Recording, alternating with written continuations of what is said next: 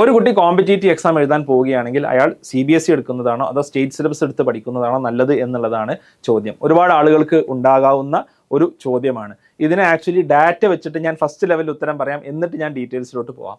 കേരളത്തിലെ മുഴുവൻ കുട്ടികളെ നമ്മൾ എടുക്കുകയാണെങ്കിൽ അതിലൊരു 80 to 85% സ്റ്റുഡൻസ് സ്റ്റേറ്റ് സിലബസിൽ പഠിക്കുന്ന ആളുകളായിരിക്കും. അറൌണ്ട് 15 to 16% ആളുകൾ CBSEയിൽ പഠിക്കുന്ന ആളുകളായിരിക്കും. ഉദ്ദേശം 4% ആളുകളാണ് ICSE, IGCSE, IB പോലെയുള്ള മറ്റ് സിലബസിൽ പഠിക്കുന്നുണ്ടാവുക. അപ്പോൾ ഭൂരിഭാഗം സ്റ്റുഡൻസും ഇംഗ്ലീഷ് മീഡിയം ആവട്ടെ മലയാളം മീഡിയം ആവട്ടെ അവർ സ്റ്റേറ്റ് സിലബസിൽ പഠിക്കുന്ന സ്റ്റുഡൻസ് ആണ്.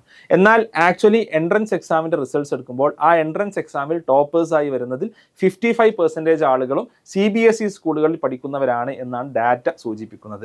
ഈവൻ കഴിഞ്ഞ വർഷത്തെ CUET common universities entrance test നമ്മുടെ സെൻട്രൽ യൂണിവേഴ്സിറ്റീസിലോട്ട്, അതായത് ഡൽഹി യൂണിവേഴ്സിറ്റി, ജാമിയ മില്ലിയ, JNU പോലെയുള്ള യൂണിവേഴ്സിറ്റീസിലോട്ടുള്ള എൻട്രൻസ് എക്സാമാണ്.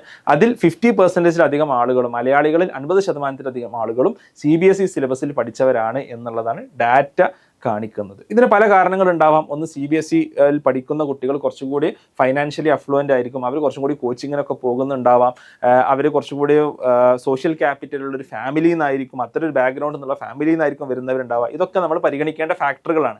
പക്ഷേ അതോടൊപ്പം തന്നെ ചില വസ്തുതകൾ നമ്മൾ കാണാതിരുന്നുകൂടാ. നമ്മൾ ആക്ച്വലി ഈ സിലബസ് എടുത്തൊന്ന് കമ്പയർ ചെയ്യുക. CBSE എടുത്താലും സ്റ്റേറ്റ് സിലബസ് എടുത്താലും രണ്ടിലും ആക്ച്വലി പഠിക്കാനുള്ള കാര്യങ്ങളുടെ ടൈറ്റിലുകൾ ഏകദേശം സിമിലർ ആണെന്ന് കാണാൻ സാധിക്കും. അതായത് ഇപ്പോൾ ഒരു അരിത്മെറ്റിക് പ്രോഗ്രഷൻ നമുക്ക് മാത്സിൽ 10th CBSEയിലും പഠിക്കാനുണ്ട്, സ്റ്റേറ്റ് സിലബസിലും പഠിക്കാനുണ്ട്. ക്വാഡ്രാറ്റിക് ഇക്വേഷൻ രണ്ടിലും പഠിക്കാനുണ്ട്, ഇലക്ട്രിസിറ്റി രണ്ടിലും പഠിക്കാനുണ്ട്. പക്ഷേ ഈ സിലബസിൻ്റെ ടൈറ്റിലുകൾ സെയിം ആണ് എന്നുണ്ടെങ്കിലും അതിൻ്റെ ആഴങ്ങളിലോട്ട് ഇറങ്ങുമ്പോൾ, ഒന്ന് സിലബസിൻ്റെ ഡെപ്ത് പരിശോധിക്കുമ്പോൾ CBSE കുറച്ചുകൂടി ഡീപ്പായിട്ട് പോകുന്നുണ്ട് എന്ന് കാണാൻ സാധിക്കും. രണ്ടാമത്തേത്, എക്സാമുകൾ നോക്കുമ്പോൾ CBSE എക്സാം കുറച്ചുകൂടി ടഫറാണ്, സ്റ്റേറ്റ് സിലബസ് കുറച്ചുകൂടി എളുപ്പമാണ്.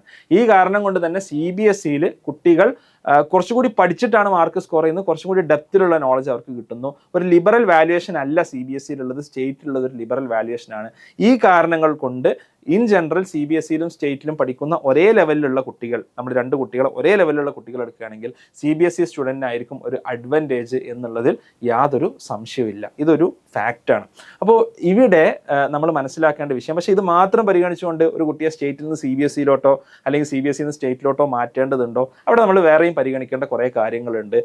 ഒന്ന്, നമ്മുടെ ചുറ്റുള്ള സ്കൂൾ, ലൈക്ക് നമ്മൾ കംഫർട്ടബിൾ ആയിട്ടുള്ളൊരു സ്കൂളിലായിരിക്കണം നമ്മുടെ കുട്ടിയെ നമ്മൾ പറഞ്ഞയക്കേണ്ടത്. അപ്പോൾ സ്കൂളിൽ നമ്മൾ ഒരു സിലബസിനപ്പുറം നമ്മൾ പരിഗണിക്കുന്ന ഒരുപാട് ഫാക്ടേഴ്സ് ഉണ്ടാകും. ഓരോ ആളുകൾക്കും ഇൻഡിവിജ്വലി അവർ പരിഗണിക്കുന്ന ഒരുപാട് ഫാക്ടേഴ്സ് ഉണ്ടാകും. അതിൽ തന്നെ പ്രധാനപ്പെട്ട ഒരു കാര്യമാണ് പലപ്പോഴും CBSE സ്കൂളിലെ ടീച്ചേഴ്സ് അണ്ടർ പെയ്ഡ് ആണ് എന്നുള്ളത്. വളരെ ലോ സാലറിക്കാണ് പലപ്പോഴും CBSE സ്കൂളിലെ പല ടീച്ചേഴ്സും വർക്ക് ചെയ്യുന്നത്. കാരണം അവർക്ക് ഒരുപാട് ആൾക്കാരെ കിട്ടാനുണ്ട്. ഗവൺമെൻറ് സ്കൂളിൽ കുറച്ചുകൂടി ക്വാളിഫൈഡ് ആയിട്ടുള്ള ടീച്ചേഴ്സാണ് വരുന്നത് എന്നുള്ളതാണ്. എന്നാൽ ഇത് പരിഹരിച്ചിട്ടുള്ള CBSE സ്കൂൾസ് ഉണ്ട്.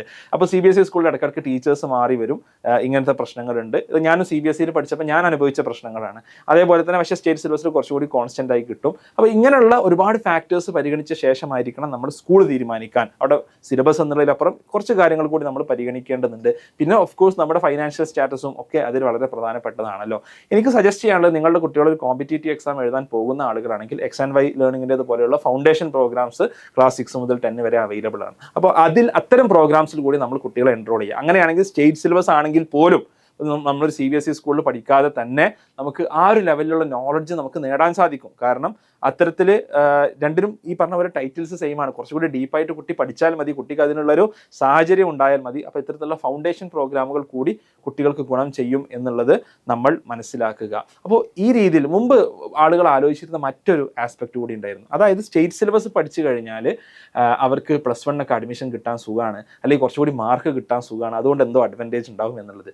എന്നാൽ ഈ തവണത്തെ കീം എൻട്രൻസിൻ്റെ റിസൾട്ട് വന്നപ്പോൾ നമ്മൾ ശ്രദ്ധിക്കേണ്ട ഒരു കാര്യമുണ്ട്. കീം പരീക്ഷയ്ക്ക്, അതായത് കേരള എഞ്ചിനീയറിംഗ് എൻട്രൻസ് പരീക്ഷയ്ക്ക് 2 മാർക്കുകളാണ് പരിഗണിക്കുക. ഒന്ന്, എൻട്രൻസ് പരീക്ഷയുടെ മാർക്ക് പരിഗണിക്കും. രണ്ടാമത്തേതായിട്ട് അവർക്ക് +2 അല്ലെങ്കിൽ 12th എക്സാമിൽ ലഭിച്ച മാർക്ക് അവർക്ക് പരിഗണിക്കും. ഈ 2 മാർക്കും പരിഗണിച്ച് രണ്ടും ഹാഫ് എടുത്തിട്ടാണ് റാങ്ക് ലിസ്റ്റ് പ്രസിദ്ധീകരിക്കുക. ഈ എൻട്രൻസ് റാങ്ക് മാർക്കിൻ്റെ മാത്രം അടിസ്ഥാനത്തിൽ റാങ്ക് ലിസ്റ്റിൽ ടോപ്പിൽ വന്ന 6 സ്റ്റുഡൻസ് ഉണ്ടായിരുന്നു ഒരേ മാർക്ക് വാങ്ങിയിട്ടുള്ള. അതിൽ 5 ആളുകൾ CBSE സ്റ്റുഡൻസ് ആയിരുന്നു, ഒരാൾ സ്റ്റേറ്റ് സിലബസ് സ്റ്റുഡൻ്റ് ആണ്. എന്നാൽ ഈ സ്റ്റേറ്റ് സിലബസ് സ്റ്റുഡൻറ്റിന് +2 മുഴുവൻ മാർക്കാണ്. ആ കുട്ടിക്കാണ് ആക്ച്വലി മാർക്ക് വെച്ച് നോക്കുമ്പോൾ ഫസ്റ്റ് റാങ്ക് 1 വരേണ്ടത്, പക്ഷേ ആ കുട്ടിക്ക് കിട്ടിയത് റാങ്ക് 25 അതിന് കാരണം എന്താണെന്ന് വെച്ചാൽ ഈ ഒരു 2 സിലബസ് എന്നുള്ള മാർക്കുകളായതുകൊണ്ട് നോർമലൈസേഷൻ നടത്തിയപ്പോൾ സ്റ്റേറ്റ് സിലബസിൽ ഒരുപാട് ആളുകൾക്ക് മുഴുവൻ മാർക്കുണ്ട്, ഒരുപാട് ആളുകൾക്ക് ഫുൾ A+ ഉണ്ട്. അതുകൊണ്ട് നോർമലൈസേഷനിൽ എല്ലാ സ്റ്റേറ്റ് സിലബസ് കുട്ടികൾക്കും 27 മാർക്ക് കുറച്ചു. അപ്പോൾ ആ കുട്ടി വളരെ പിന്നെ പോയി. ഓക്കെ. അപ്പോൾ ഇത് സംഭവിക്കാനുള്ള കാരണം ഒരു ലിബറൽ വാല്യുവേഷൻ, ഒരുപാട് ആളുകൾക്ക് A+ വാരിക്കോരി കൊടുക്കുന്നത്. അപ്പോൾ ഞാൻ 2007 SSLC കഴിഞ്ഞു, അന്ന് 4000 ആളുകൾക്ക് മുഴുവൻ A+ ഉള്ളത്. ഇന്ന് 2024 SSLC കഴിഞ്ഞപ്പോൾ 70,000 ആളുകൾക്ക് മുഴുവൻ A+ ഉള്ളത്. അന്ന് 1% A+ ഉള്ളത് ഇന്ന് 16-17% മാറി. നമ്മൾ നോക്കിയാൽ കുട്ടികൾക്ക് അത്രയും ക്വാളിറ്റി കൂടിയിട്ടുണ്ടോ? ഇല്ല. എന്നാൽ നേരെ മറിച്ച് റിസൾട്ട് ബൾജഡപ്പാണ്. ഇത് കുട്ടികളെ സാരമായി ബാധിക്കുന്നുണ്ടെന്ന് മനസ്സിലാക്കുക. അപ്പോൾ ഇത്തരം ഫാക്ടേഴ്സ് മനസ്സിലാക്കിയിട്ട് വേണം നിങ്ങൾ ഇത്തരം തീരുമാനങ്ങൾ എടുക്കാൻ. കൂടുതൽ ചോദ്യങ്ങൾ ഉണ്ടെങ്കിൽ നിങ്ങൾക്ക് താഴെ കമൻറ്റ് ചെയ്യാം, ഞങ്ങൾ ആൻസർ ചെയ്യുന്നതാണ്.